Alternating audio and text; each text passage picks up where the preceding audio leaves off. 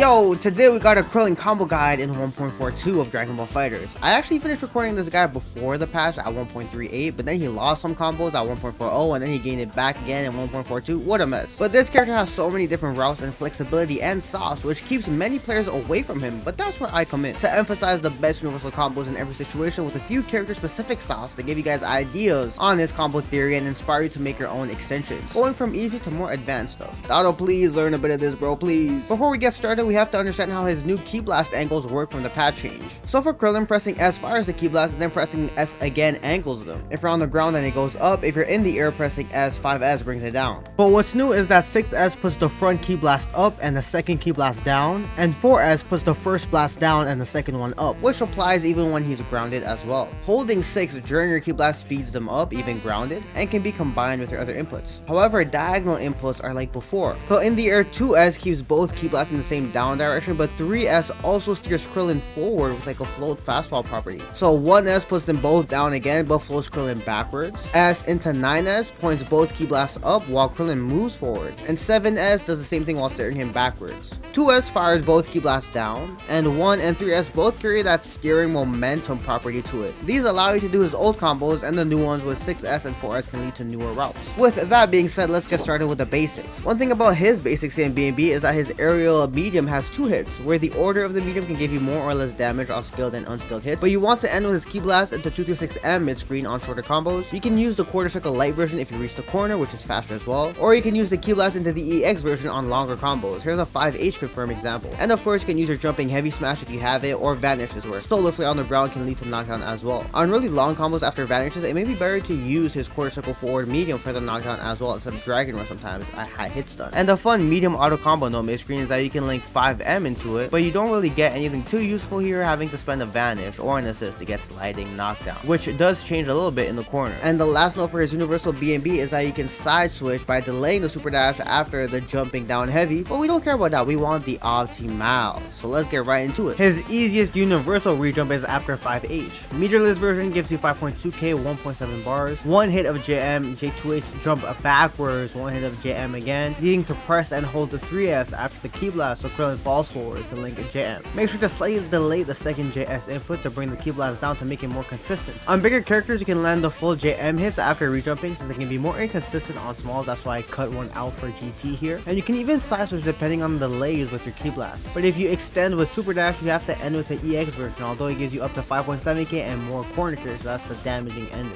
For the skilled version, you can end it much earlier meterlessly for 4.2k and 1 3/4 bar. And you can also add the EX ender here to give you up to 4.4k as well. Not really worth it though, in my opinion.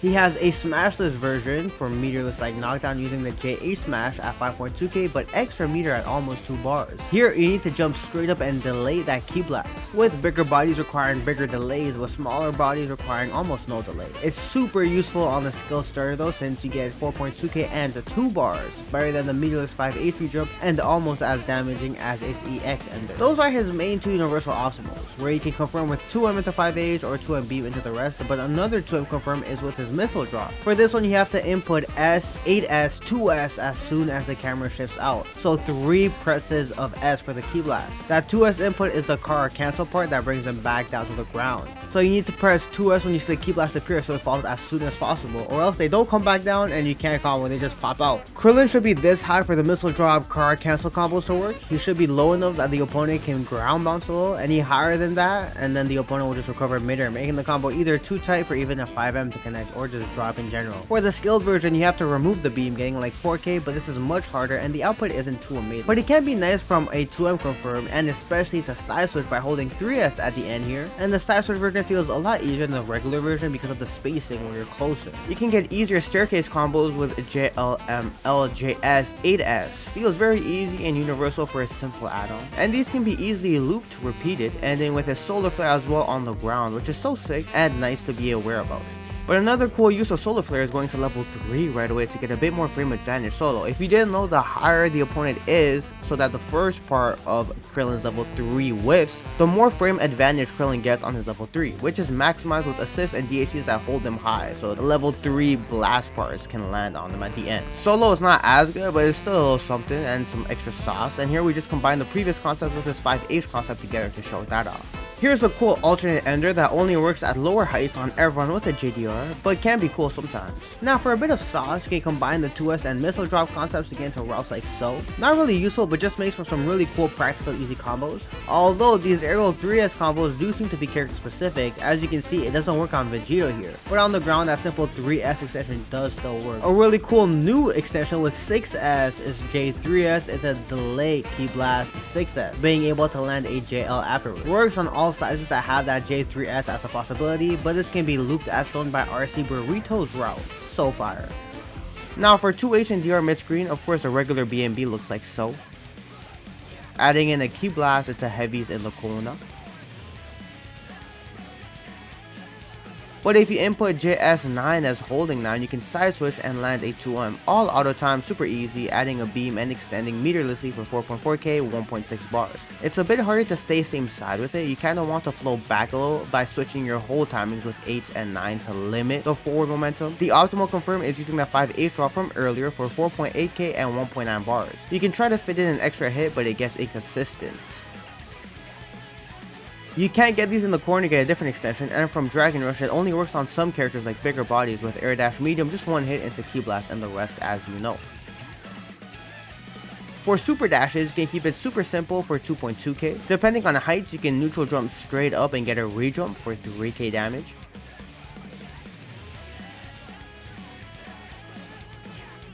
But you can optimize it with the missile drop combo as long as you're low to the ground for 3.3k. Again, the car cancel where you hold up and then down with the Ki Blast, and then you can just continue the combo like so. But if they're really high off the ground, then it tends to whip. So the thing about Krillin is that he can confirm a lot of his hits without Vanish. So Vanish isn't really useful, but a simple one can look like so.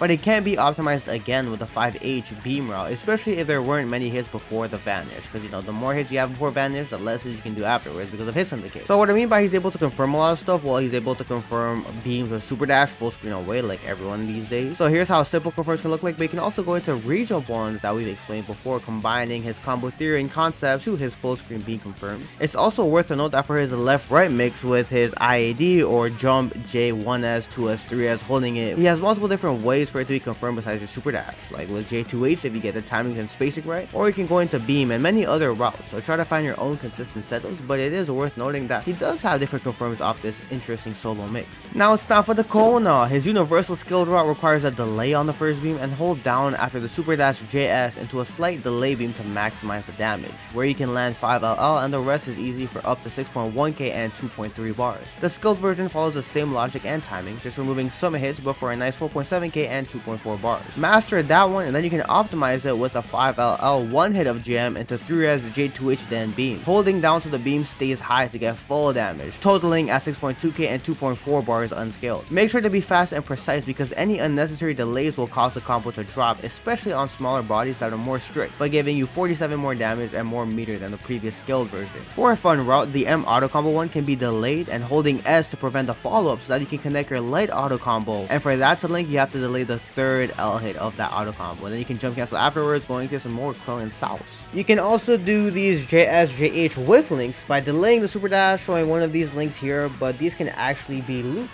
Here's an example with 5M, needing to delay that first 5M, but the more loops you add, the less damage it does.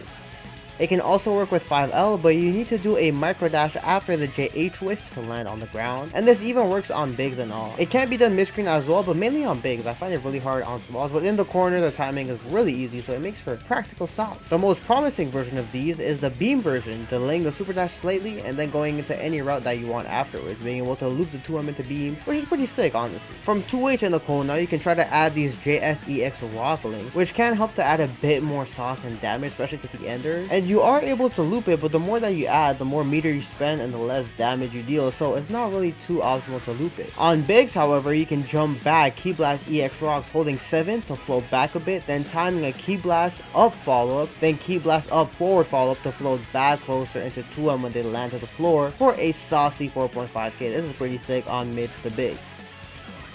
With your back to the corner, you can also get into his aerial beam staircase to 5L routes for a universal 5.1k damage. We get to add that little air beam staircase combo theory concept over here in the corner. And finally, if you ever confirm a beam or something in the corner, like during your pressure as a frame trap, it's most optimal to go into his missile drop combo, into his aerial beam staircase for a universal 4.4k again. Besides that in the corner, it's interesting to know how his EX Senzu beam, costing him half a bar, gives you a full bar for every character it interacts with. So you can try to figure out ways to use this meter game mechanic at the end of your combos with your assists, depending on how they spawn in and all, like the spacings and all.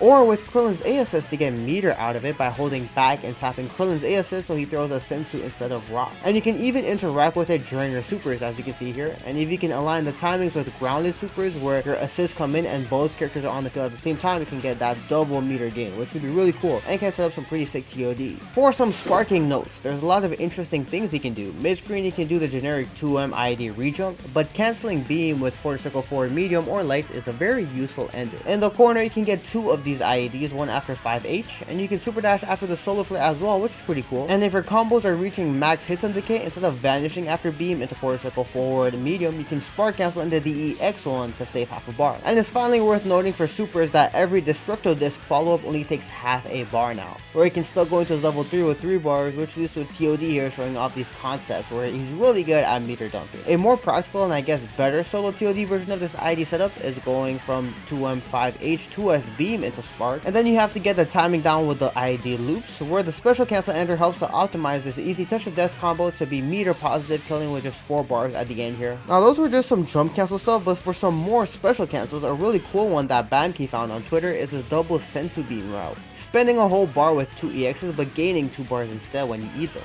It's easier on bigs, just make sure you special cancel right away, having to hold that beam after Solo Lvl so you can jump up. Finally, to end off the video, LeeRock92 found these after image beam loops, having to wait a bit for a few hits of the beam to connect and then input your quarter circle forward heavy, holding the heavy so it's just the empty after image and mashing 5L5H and repeating. With that being said, I hope you enjoyed this video and I hope this can help you finally pick up and learn Krillin. He's pretty sick and there's a lot of new combos with forward Ki Blast and back Ki Blast stuff that we didn't really get to optimize yet, especially from a universal aspect, so we'll see how he develops. And a big thank you to Kurokaen for helping with his optimal combos and everyone else mentioned throughout this video. I'll see y'all next time, man. Peace.